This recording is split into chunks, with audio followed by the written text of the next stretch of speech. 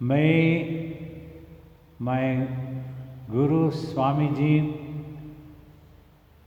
to whose lotus feet we surrender unconditionally, bless you all to be the most fortunate in this creation, to know yourself before the death of the physical body. That should be the motive for you all, to know the highest thing. Without wasting, we will go for the meditation, and then after that we can talk to each other. You have a question and don't hesitate. You can always ask me. No matter even if you had asked before also, a certain answer, if you listen several times again and again, so that the answer goes deep into the layers of your mind and it sits there. That's what we did.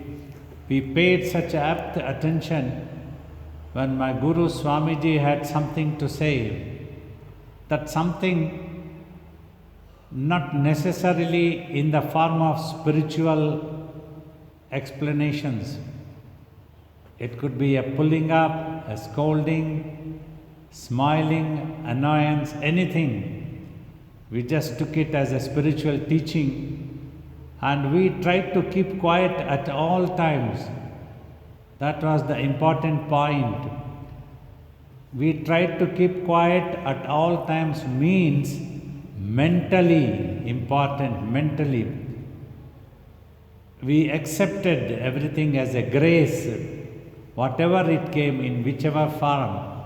We accepted it as the grace of our Master, the divinity, and that was acceptable to our mind, and mind used to recede and become quiet, and it used to enjoy supreme peace, so much of blissful moments.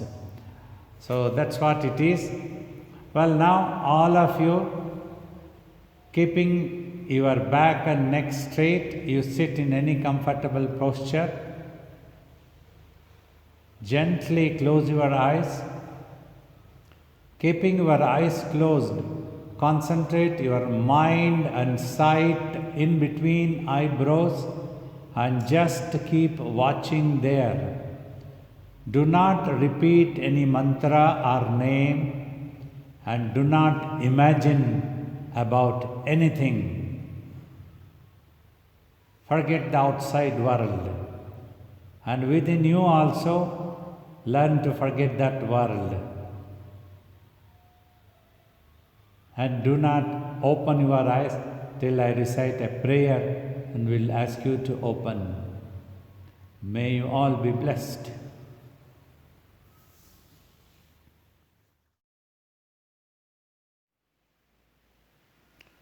So you would have understood that you were trying to remain quiet. Quiet means not simply through the mouth but also through your mind. Being silent gives lot of happiness, amazing happiness. In fact, I would suggest and advise, sometimes you try to observe total silence. Maybe once a week, if that's possible, once a week for half a day or a whole day, whatever is possible for you. To a certain extent, slowly and slowly you can increase. Observe silence. Silence means you don't talk through the mouth, you don't listen. That's what. Do not talk to anybody. Do not allow anybody to talk to you. That is important. And then mentally also, you must try to remain quiet, totally contented, accepted, at peace. That enjoyment you will enjoy, from which you wouldn't like to come out once you get used to it. Such is the beauty of silence. Through the practice of meditation, you achieve this silence once for all. Through my own experience, I assure you, with only a little bit of consciousness, means your mind, that is necessary to apply the brain, you can live in this world with minimum activity that is absolutely necessary for you. The rest, your mind can remain at peace, ever silent. It will be amazing, awesome experience, hair rising. So that's what your effort should be, in that direction. That's what it means when I ask you just to watch in between eyebrows. Means when you are watching, you are not actually doing anything. Even if your eyes are watching, you are not imagining anything about what the eyes have been watching. You just remain quiet. That's it. Wonderful. Now I can take your questions. Hello, Babaji. Thank you for being there. I'm finding with my meditation that my mind can be quiet, but I look and I have a screen of different shades of light and darkness. And last week you told us that we need to concentrate, and when the concentration increases, we're improving, and at 100% we'll go into samadhi. What do you actually see? Sometimes I see a central dot which I can focus on, but to actually focus and to concentrate seems difficult when I just have the screen of light and dark color. No color, just light and dark, black and light. In fact, when your mind is quiet, you don't see anything at all. See means no sound and no sight. Then you see there is one consciousness of existence, that you always have the feeling that you exist. That is infinite, and that is the truth. That is not an imagination. The rest of the thoughts, all screens, all colors, all dots, etc., all imaginations. That which comes into existence when you imagine. So, through just watching, when you are watching, you are not actually watching in your mind anything. Through the eyes, you are trying to just watch, and then you are quiet. That's what you will discover if you just follow that instructions, and that will be the beneficial, which will take you to the truth of your real existence. Amongst the millions of thoughts, you have one thing, consciousness of your own existence. That is not your imagination. You exist, that's why that consciousness is there. So that's what you have to catch hold of while watching. It will come, it will happen. Continue, you are doing good, your concentration is better. It is, but it seems very strange to look but not to see. Nothing strange. As you get used to, the strangeness goes away. It's in the beginning, when a certain thing is new, that appears to be strange. Because whatever you are thinking, nothing, it is everything. It can be everything. Zero is absolute and absolute is zero. You are thinking that you don't see anything. You might be seeing that truth. Who knows? Carry on. One day you will be able to understand. My blessings. Thank you very much. Thank you. My question is, or the comment that I want to hear is about when I've been in India. This country was for me like I was all the time in my inclination towards spirituality. But now in Spain, it's very difficult to me to be all day with this inclination. So my question is about the countries, the effect of the country, the energy of that country. I feel like if I go there, I will be in a better way towards my practice of meditation and my life, spiritual life. You see, when a certain thing is possible in this world and you need that, you undertake that, you go for that. However, sometimes circumstances, situations don't allow you to do like that. Just now, you may not be able to travel to India due to COVID restrictions, flight suspensions, etc. At that time, you need to find that energy within, because that is all pervaded, everywhere it is there. Wherever you are, you find your peace there, because the peace comes within, in the mind. Feel that presence of your Guru, presence of that spirituality in the corner wherever you are sitting, just like that, because that divinity is all pervaded. You have to, if necessary, in the beginning, imagine that you are with the divine and the divine is with you. Then you start experiencing those vibrations. Then you will be able to do your sadhana better. We will pray for you. My blessings. Thank you, Babaji.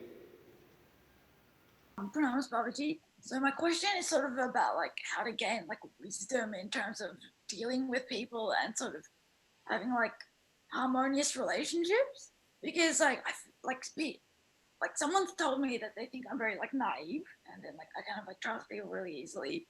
I believe what they say, and then like if something happens, they kind of exploit me or something like that. So how do you develop that intuition about like what someone is really like? See, one thing, because you seem to understand people a lot. You need to develop patience. Patience helps you not to get confused quickly. Then you will be able to apply your wisdom better. You will be able to think.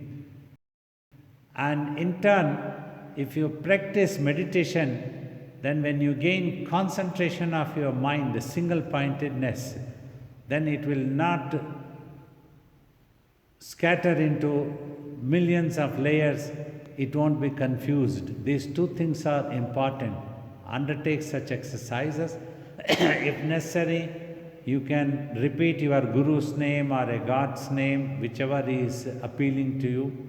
That also will be helpful. Listen to devotional music.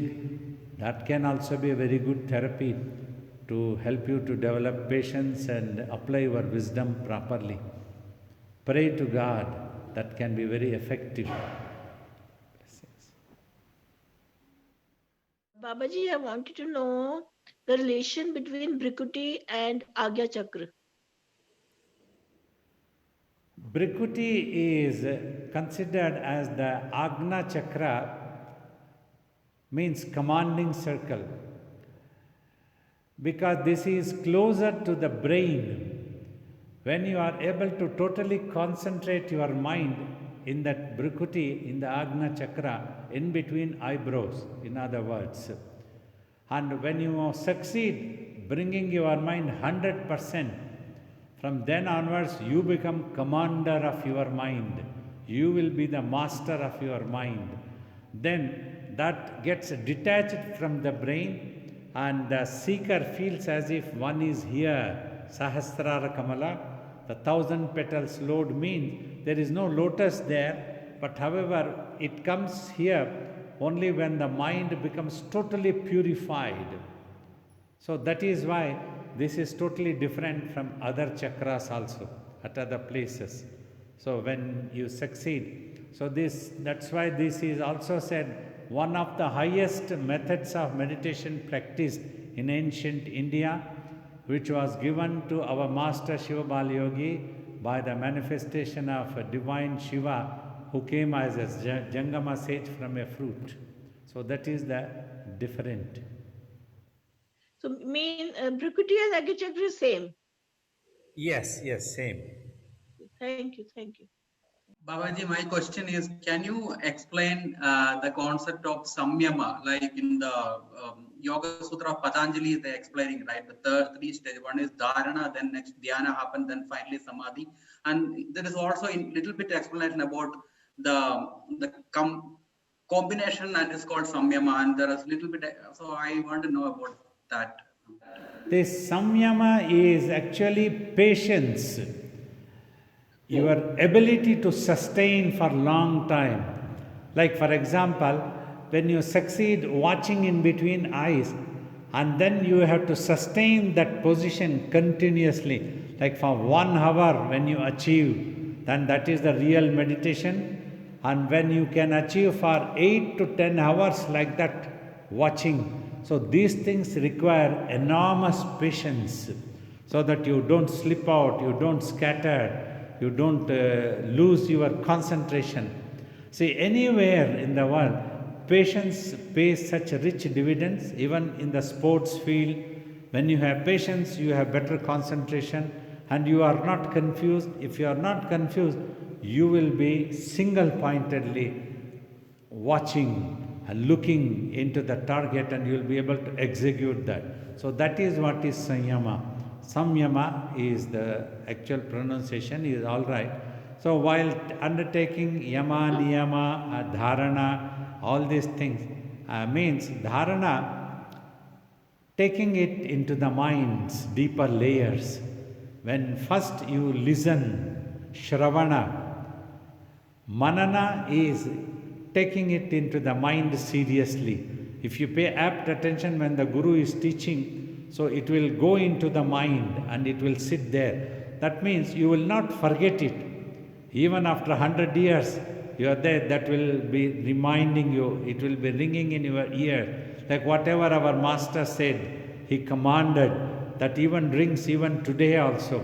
So we get up early and start doing our things, duties, attending to people. So that is what is niyama. And then dharana. Dharana again, you adopt the methods as taught by the master to do sadhana. So that is, in all this, Samyama is the most important thing. If you have patience, you will win. Namaste, Babaji. Babaji, I'm really hopeless.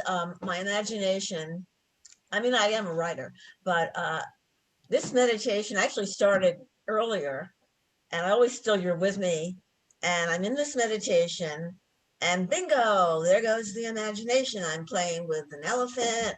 Now my head feels like I can feel the earth spinning right now, and the earth is my head. It's a globe, and I just can't stop my imagination. I see gods and goddesses. So I don't know. Maybe I should just write another book. I don't know what to do. Don't worry, don't give up hope and think positively. You can do it. Well, it's like watching a movie. It's the mind which plays these tricks, and it is the mind which can overcome. It is equally powerful both ways. If you positively take it, how come this is playing with me? I must just watch. I have been asked to watch, and I must just watch. Just like you have been asked to sit down, and you sit down. And you have been asked to close your eyes, you close your eyes. The same way, mentally you have been asked to keep quiet, just keep watching. Watch that elephant, but don't think anything about that elephant. Don't get irritated also, don't lose patience. Then that elephant will disappear. My question is, I've been brought up as a Christian, and they put a lot of effort in of teaching us, when you don't do this, when you don't do that, then you come to hell in your next life. My question is, what is your view about this? Is this hell existing?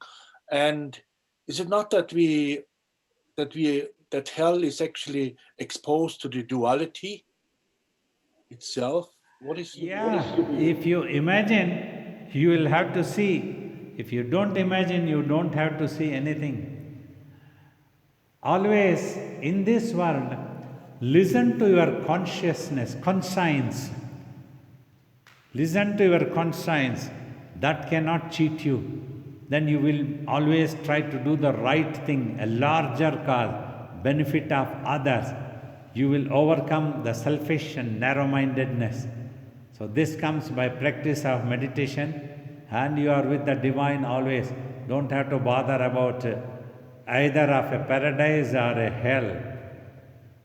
Neither exists. Only the divinity exists.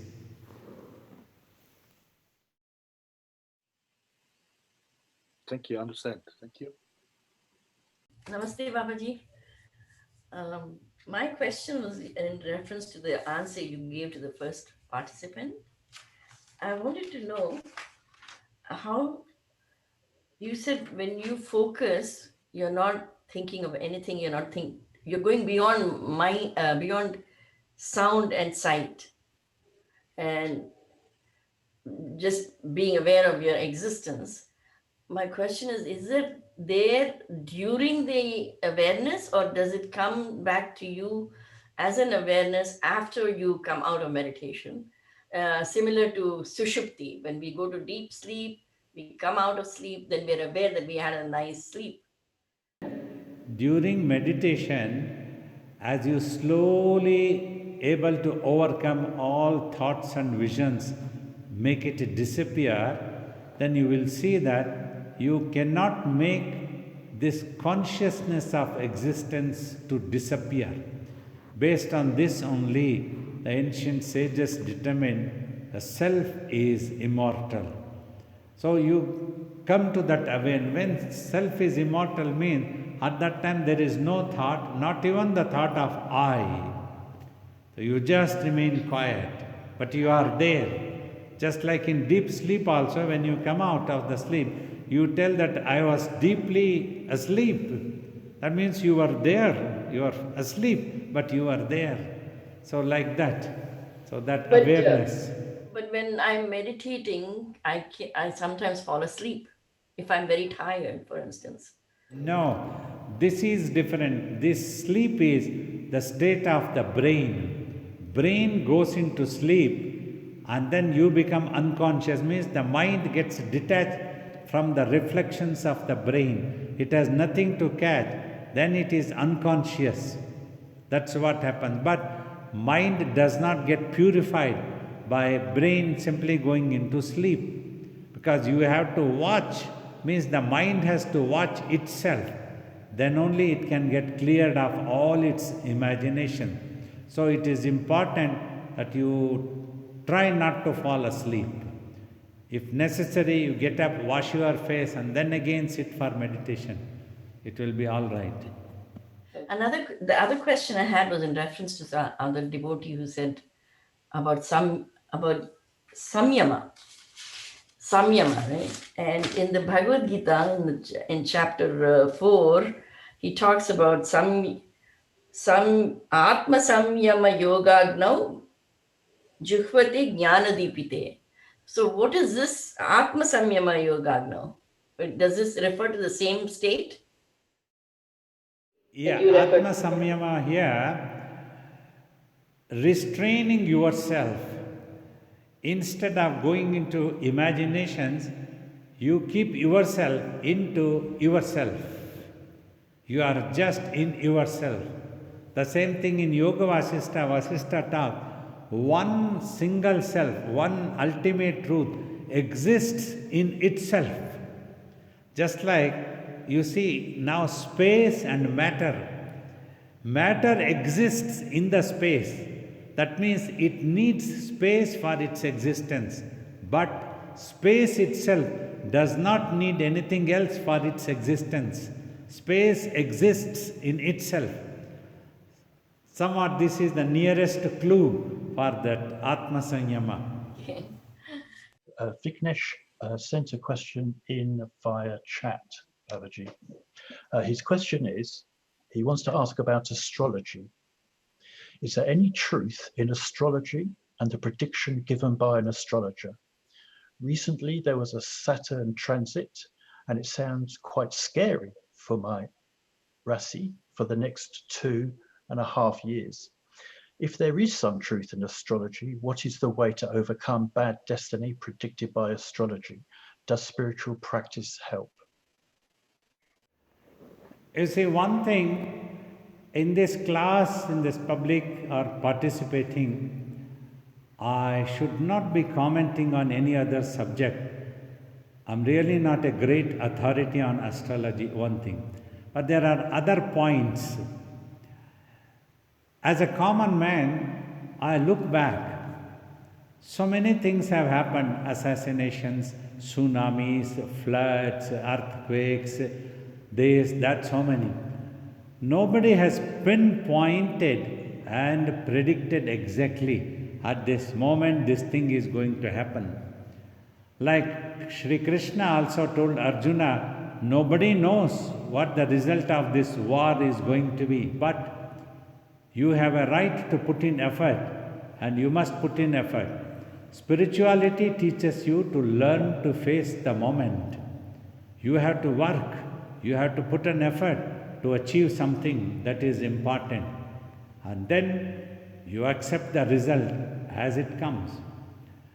In other words, in truth, this world can go on for another billion years, or it can come to an end tomorrow. Nobody knows. That is the truth. We just be ready, because this is impermanent and it is just standing in the space, a round ball on which we are sticking like ants. That is what has happened. So we have to accept the truth that this is impermanent. Just be ready for that, but we don't have to lose our peace or become anxious or keep worrying unnecessarily. Just go on working just like you are in a deep sleep. One day the body will die on its own. That's it. Thank you, Babaji. I have a small question. After dhyana, my mind gets settled, but that after this, mind settlement, even after the mind settlement, the imagination creates such a turmoil and such kind of a tsunami somewhere here, somewhere in heart area. Even right now, I can't able to comprehend that. How can I control that, or how can I at least subdue that? That's my question. Actually, when you do sadhana, you need to apply your mind single pointedly, concentrate. So that means a little more meditation is necessary for you to overcome this churning. So when you start meditation, this churning happens, all the subconscious state things starts coming up. They will get evaporated. But during that time, you need to have patience and continue just to watch them without trying to analyze. This is all happening in the mind, not in the heart. Mind is simply all pervaded. You cannot locate where the mind is. It might appear as if it is in the heart, sometimes in the neck, anywhere it can appear.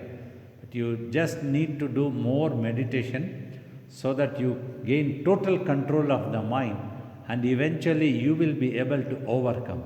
This is just on the path this thing happens. Do not lose hope and do not give up. Sit for some more meditation at such times. Then just try to find some peaceful concentration. It will be all right in due course of time. Maharajji, how much time at a day should one sit? I mean, more than 1 hour, or give or take, or how much? You see, first try to achieve 1 hour at least. In this 1 hour, you should be able to sit comfortably, keeping the back and neck straight. Gently close the eyes and watch in between eyebrows. And at that time, do not try to repeat anything, just watch. That is the silent meditation will be very, very helpful. I told you, whenever your mind is more restless, at that time, if you want to repeat that mantra or name anything, is all right to repeat, no problem. But in meditation, try to silently watch. Like that, when you achieve for 1 hour, silently watching, then it will be more effective. Mind will not absorb any more imprints, and it will give up all its imagination also. Even when you need to work in this world, like going to office or any effort, any other work, at that time you may need to imagine for a while and then execute, means put on efforts, go on working. But your mind will not absorb any imprint, and it will not keep playing all the time of what you had imagined. You will simply imagine to plan, work, and that's it. So you will be able to do this. Thank you, Mom. Thank you. Thank you, Babaji, for being with us today. My question really is about the need for God. If we look at history, we see that throughout the centuries and millennia, different civilizations have a God. Why human beings have created this idea of a God? This is my question. Yeah, I'll tell you. As long as you feel that you are a droplet, you would need an ocean as an anchor so that you sail through. You don't lose confidence. Confidence is what is needed, self-confidence, and your efforts, they are all the important things. So, if the mind is like a droplet, its ultimate truth has been recognized as divinity in our culture simply for the reason if we adopt the remembrance or meditation of that supreme consciousness in our mind, all our unhappiness and sins will be washed away. Here, sins means due to imagination, we come away from our real self. That's what has created calamity in our minds, unhappiness. So we want happiness. So just to begin with, we want. Like in Indian philosophy, there are three trinities who gave different philosophies of one single self that exists. That is the non-duality of Adi Shankara. And the duality called the Madhvacharya was another great sage who gave this duality. Means there is a Jivatma and there is a Paramatma. There is a supreme being and there is an imagined individual self. And there was another saint, Ramanujacharya gave Vishishtadvaita. Means this Jivatma means this individual self is a part of that ultimate truth, divinity. Originally they called it simply ultimate truth, Tattva, that. Afterwards, others imagined and started giving different names. That's how the things like God, they called divinity. Divinity means it is divine in nature. I mean, it can give us supreme peace. So these are the things that has taken shape ultimately. Ultimately, as long as you need an anchor, you need a God. So you don't need an anchor, you go for your real self. You don't need God. If you have confidence, if you are ready to face everything as it comes, you may not need a God. It's your choice, finally. Thank you. Thank you for being with us. Babaji, from childhood, we have been trained to do puja and prayers at the start in the morning. What is the impact of puja and prayers on meditation? So it helps you to keep your mind single pointed, not to get distracted easily. In a simple present day language, I can tell you any worship, any puja, or any chant, or any music, they all can work like a good therapy for mind control. So that's why in some cultures these things have been recommended. See, music can be such wonderful therapy. So if it is melodious, devotional songs, you will remember the divinity in such a way. And when you do the worship also, your mind needs to be applied. That is important more than anything. Like whenever I get a chance to address people in a place of worship, I tell them, you come to the place of worship, it is your choice, no problem. But when you come here, you need to apply your mind. God has not demanded any gold or silver or what he wants, milk or water. You pour a glass of water on a Shivalingam is also good enough. You need not buy a glass of milk also if you don't have. But God demands that your mind is there. Apply your mind. That is important. If you don't apply your mind, your worship will not reach God. God cannot understand any other language except the mind's application. For him, whether you chant in Sanskrit, whether you chant in Tamil, Kannada, Hindi, any language is no problem, but your mind. So that is the significance of teaching these exercises. Sometimes, Babaji, the puja takes a long time, and through your guidance, meditation is the highest puja. And what has happened is there's so much emphasis on the ritual practices and very little emphasis on the actual meditation. How do we shift the focus from ritual practices to meditation? When you understand the effectiveness of the exercise, then you shift on to that one. So as I told, every exercise that has been taught in any way, worship, chant, music, everything, the basic idea is to make the mind single pointed, mind control, mind has to be done. So if you can follow the instructions in silent meditation, just watch, that can be more effective. Quickly it can happen. It can be very strongly like that one. Like our Guru sometimes used to tell as an example, when you meditate, it's like you are earning $1 billion. So when you are just doing worship, you are just earning $10. So that type of effectiveness can be there when you understand. So if you meditate, that is the real worship. Even if you don't do any ritual also, it is perfectly all right. If you just meditate, because mind will go to its origin, its ultimate truth, what is recognized as divinity. When you meditate, when it becomes silent. Okay, Babaji, we were talking after that question of God. Baba, I don't understand. Means we were talking about this. I don't understand who the God is, how the God looks like, and where the God lives, and what is the meaning of God. Means I don't understand all of that. But I do understand that this thing, that there is something higher than me, which exists, which holds on, and which has created this beauty around us in every single thing. And if that is taken away from my life, there is nothing left. There is no purpose of living on this. There is no purpose in the life.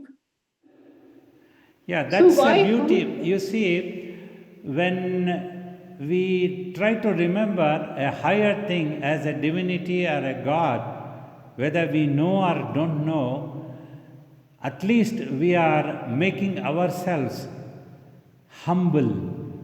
We are giving ourselves a humility. We are overcoming our own arrogance or ego. Thus, we are settling down peacefully. This is very much necessary. Like Swamiji said, never stop the learning process.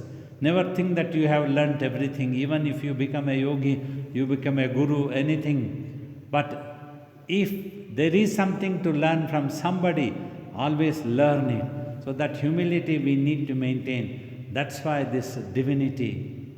So wherever we see, you see your parents, they are beautiful, they are God for you. You see in a pillar, and that pillar is beautiful, that is God for you. And you see a beautiful mountain, that is beautiful, that is God for you. Like that, they taught us that it is simply all pervading. God is everywhere, in everything, as everything. If somebody slaps us, that is the beauty. God is slapping us. He is alerting us to be careful, not to be arrogant. So there is God for us. That there is a beauty in that also. When we suffer, when somebody troubles us, when somebody criticizes us, there is a beauty in that also. So we see God in that. Yeah, God is alerting and He is warning, He is doing something that is beneficial. He wants me to go to God only. That's why he is slapping in this world. He is not allowing us to settle down peacefully in this world. So like that, what you told is really wonderful. It is the beauty So is Baba, that. I'm sorry, Baba. Baba, you're saying that the God is a concept and your faith can confirm that concept. Is it, am I understanding clearly? That concept is your faith only. Yes, it's within you, it's your faith. Thank you, Babaji. Good morning, Babaji. Thank you so much once again. Very good to see you. Babaji, I've been struggling recently with an addiction. And I have a program that I work to help me with my addiction. And so I have the resource of a lot of other people who share the same problem. And I have lots of tools. It helps. But what I'm wondering is, when I go into meditation,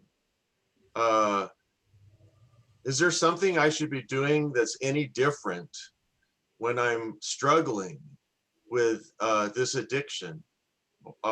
Yes, if you could comment on that, please. It depends for what is that you are struggling. If you are struggling to become quiet mentally, and that's it, you are trying to meditate. Or if you are struggling for anything else, then stop that struggle. Because all you have to do is keep your mind quiet. Then its attention goes to itself. Then you will know the truth. What the truth is. That is necessary in meditation. So depending on that, whether you need to struggle or you don't have to struggle, you need to determinedly think, decide, I must not struggle. This is not my aim. I need to become quiet mentally. Okay, thank you. Good morning. Thank you for being with us this morning. My question, I was wondering if you could talk a little bit about prayer and the power that's behind it. Like what happens when we pray and how can we best use it in our practice? First thing, when you pray, it's important that you apply your mind. Mind must not be running anywhere else. It must be there, like in between eyebrows, somewhere that. And then you pray. When you pray, then the mind becomes more single-pointed. Whenever it becomes more single-pointed, it starts going introvert, means towards its source. So when it goes to its source and just touches its source, then the grace flows from there. Like we have recognized this source as the divinity. You want to pray for something, you pray sincerely, means with totally concentrated mind you pray. Then that touches introvert. Then only the grace flows. That is what we try to tell. God understands only your mind's language. No other language is audible to God. You keep shouting in any prayer, any chant, in any way, but you don't apply your mind.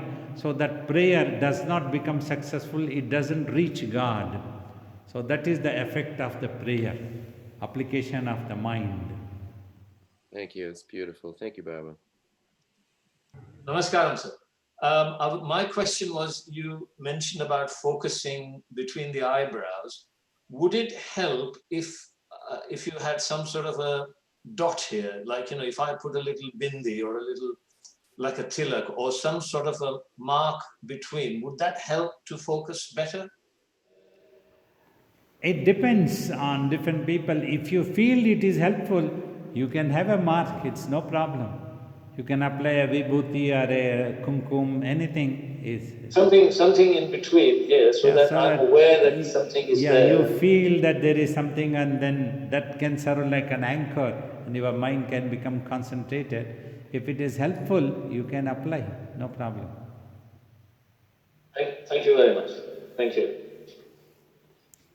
I've learned there are two paths of self-realization, which is one is Jnana, which is true knowledge, and then another one, Bhakti, through devotion. Do we have many other paths, or can you explain more about these two paths, Jnana and the Bhakti? And do we need to balance both, or we need to choose based on our own inclination? In my opinion, both go simultaneously together, and both are same actually. Knowledge means not simply by reading a book or listening to a talk is not the first-hand knowledge. First-hand knowledge is when you experience the truth. So thus, when you come to know that it is simply boundless, you cannot measure, and you have to become one with it. You cannot know by remaining separate from that truth. Just like if you need to know what space is, you have to become space. So that is the real knowledge. And bhakti, you have to pay total attention to that ultimate truth. Means when your mind becomes totally silent, that is the real devotion, because mind has no third way. Either it is into imaginations in this world, or when it becomes quiet, it goes to its ultimate source, the all-pervadedness. That is the Jnana and Bhakti. Thus, they both are same, which can take you to the ultimate truth. It depends. Bhakti is slightly based on the emotions. You become emotionally attached. You start loving. And knowledge is slightly, you are intellectual, but you are humble. You shall not become arrogant. So that knowledge is really helpful. Thank you, Babaji. Wonderful, very beautiful questions came up, giving an opportunity to me to share my opinions, my experience, what my master taught me. I appreciate all of you taking out your precious time and being with us this morning, this afternoon, this evening, this night. Such is the wonder of the time in different zones of this world. So all my love and blessings